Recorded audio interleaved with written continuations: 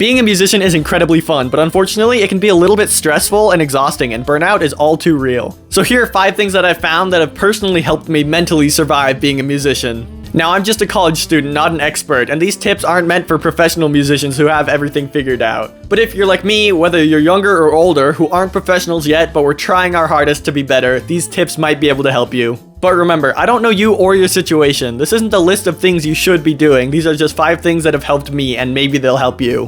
Whether you're a brass, string, or percussion player, whether you play jazz, orchestral, rock and metal, or pop, it doesn't matter. Being a musician is hard. It's crucial we keep ourselves from burning out because the most important thing about making any type of music is that we have fun while doing it. But now to the first tip, have 1 or more hobbies outside of music. I'm sure you all love being a musician just as much as I do, but we have to be honest with ourselves. If we're still in school, most likely this still just counts as a hobby for us. And if we are serious about improving or becoming professional musicians one day, it is important that we put in the hours and hours of practice that's needed. Speaking from experience, just focusing on grinding out practice sessions in all my free time is really bad. It's physically and mentally exhausting, and my mental health was bad enough without the extra isolation and added stress. I totally agree, you should be spending some time practicing, but don't feel bad for taking a little bit of time away to build some Legos. I promise, doing something that actually relaxes you will help so much. Watch a movie or TV show, read a book, go outside. I just finished X-Men 97, which is a fantastic show by the way, and a few times while watching it, I did think, yeah, I should be practicing, I need to be productive, but I know I needed that rest. And related to that is my second tip, take breaks.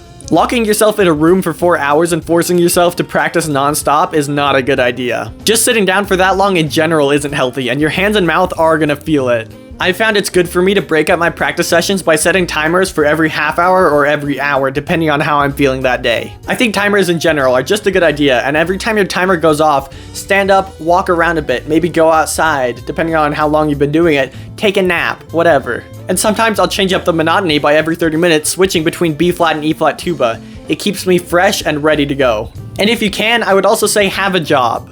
Not only because apparently you need money to live or something, and instruments are really expensive, but also it's a good way to break up your day. Even just a part-time job can help break up your day and give you some time away from the practice room. I've found that being at work not only rests my chops, but also helps me be excited to come home and practice again. The third tip is to find any way to play with other people. This is a lot easier if you're actually in school because you have all your music classes, or you can find friends to make a band at home. But even outside of that, finding a few people to jam with, or maybe playing a gig or two, or finding a community orchestra to play with is so nice. Music has always been about enjoying it with other people, whether you're playing on stage with your bandmates or standing in a crowd of people who love the same music you do. It's just always more fun to play music with someone else. And it also helps with the isolation of being alone in a practice room for a long time. This fourth tip is to find a way to challenge yourself. I know we all love fun and easy songs that we already know how to do, so we can just fall back on them. But if we only play things we already know how to do, we won't improve, and worse, we'll get bored. Say you spent all your time learning Wonderwall perfectly, there's still going to be a point where you're going to get bored, and the next time someone tosses you something even slightly more challenging, it'll be hard to get up to that level. I know it's really scary every time we have to play something that we can't already do, and it seems like a really daunting task to get to that level, but with enough practice, we can always get there. And as humans, our brains just need challenges. Pushing ourselves to always be better leaves a great sense of fulfillment and makes it all worth it.